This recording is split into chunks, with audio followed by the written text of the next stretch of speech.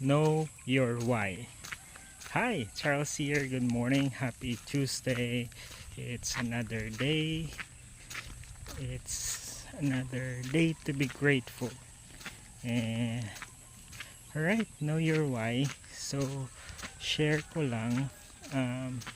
So, I'm working remotely, 'di ba? So, panggabi, and naalala ko lang kanina kasi na while habang ginagawa ko yung mga task ko, so parang it's a routine kasi.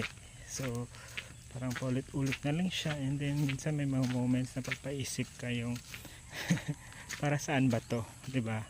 Parang kanino ka ba bumabangon, or why are you doing these things?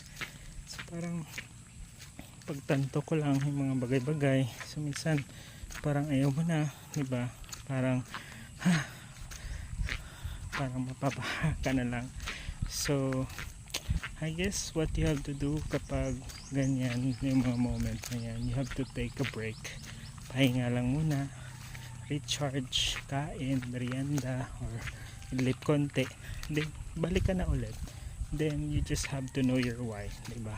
Kung para saan ba yan. Like sa case ko, dami kong bayarin na insurance, and may binabayaran din akong mga investment things, which somehow it will benefit din naman sa akin at sa family namin. So I guess yun lang naman ang gusto kong i-share for today. You just have to know your why para mag-keep going ka. Parang gawin mo siyang motivation na kaya to, you can do it, diba? Ano mo lang yung self mo lagi na kailangan ko tong gawin kasi ito ang kailangan kong gawin. So I guess yun lang. Ingat for today.